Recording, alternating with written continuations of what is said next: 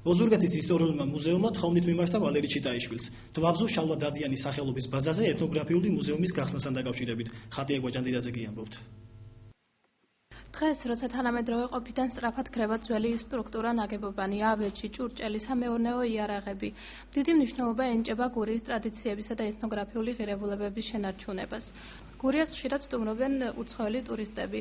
სამწუხაროდ არ არსებობს ადგილი, სადაც დაინტერესებულ ადამიანს კუთხის ეთნოგრაფიის ახლოს გაცნობა შეეძლება, რაც გურიაში ეთნოგრაფიული მუზეუმის დაარსების აუცილებელ საჭიროებას ქმნის. ზემოთ ხსენებულის მისაღწევად ოზურგეთის მუნიციპალიტეტის ისტორიულმა მუზეუმმა, როგორც სამართლის არასამეწარმეო იურიდიულმა პირმა, საპროექტო წინადადებით მიმართა გურიის გუბერნატორს ვალერიან ჩიტაიშვილს, რომ ამჟამად გურიაში არსებობს რესურსი, რომლის საფუძველზე შესაძლებელი იქნება ეთნოგრაფიული მუზეუმის დაარსება. სოფელ დვაბზუში არსებულ შალვა რადიანის სახლ-მუზეუმში, რომელიც მოიცავს ოდა სახლს, მარანს, უახლოეს სამეზობლოში არსებულ მოქმედ წისქვილს.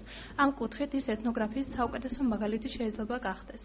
ოზურგეთის შალვა რადიანის სახლ-მუზეუმი 1994 წელს გაიხსნა და დღემდე ფუნქციონირებს.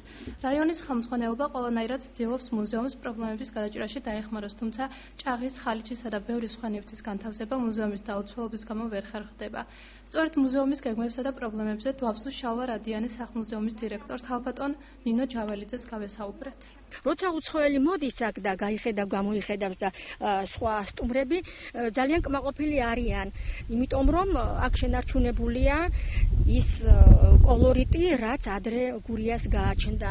ასეთი სახლი ალბათ ნაკლებად იქნება გურიაში, ტრადიციული და ლამაზი.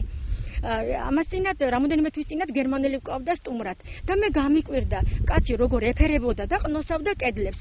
ესე იგი მათთვის ეს საინტერესოა და ძალიან უცხოა ასეთი ტიპის სახლი და ასეთი ტიპის გარემო. გასაკეთებელი ძალიან ბევრი არის, ბევრი რამის შეძენა გვინდა, შუქი არ არის. და როდესაც შუქი არ არის, ხელი ეშლება გადაღებას, ხელი ეშლება როდესაც სტუმარი მოდის და ძალიან ბევრია კიდევ გასაკეთებელი და მოსაგვარებელი. ოზურგეთის მეგობრობის სტადიონზე დავით ყიფიანის სახელობის ეროვნული თასის გათამაშება გაიმართა. მატჩი ოზურგეთის მერცხალი და ჭიათურის ჭიათურა შეხვდა ერთმანეთს. თამაში მერცხალის უპირატესობით დაიწყო. მე-9 წუთზე რუბენ ჭეიშვილმა ანგარიში გახსნა და მერცხალი დააწინაურა.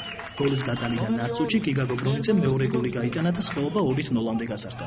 ტაიმის მიწურულს სტუმრებმა ერთი ბურთის გაქვეყვა მოახერხეს. პირველი ნახევარი ანგარიშით 2-1 დასრულდა.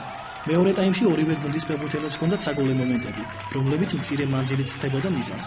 საბოლოო ანგარიშით 2-1 ოზურგეთის მერცხალმა გაიმარჯვა. საქართველოს ჩემპიონატის პირველ ლიგაში გადასული მერცხალი 31 აგვისტოს საკუთარ მოედანზე ახალციხეს გუნდს უმასპინძლებს. გამარჯვებით გავედი ერთ-მერვე ფინალში და მოგვიწევს უმაღლესი ლიგის გუნდთან თამაში. ეს ოზურგეთლებისაც კარგი იქნება, კარგი გაკვეთილი იქნება, ბიჭები შეთამაშდებიან, გამოცდილებას მიიღებენ და უფრო კარგად მოემზადებით ეროვნული ჩემპიონატისათვის. ჩვენი ძირითადი მიზანია უმაღლეს ლიგაში მოამზადოთ, საფუძვლად გადავიდეთ უმაღლეს ლიგაში. ისე პირველ ლიგაშიც არ შევირჩხილოთ თავი. დიდი მადლობა მინდა გადავუხადო გამგებელს, გვერდში დგომისთვის, ყველაფერს აკეთეს იმისთვის, რომ რაც საჭიროა ფეხბურთელებს გვერდში დაუდგეს.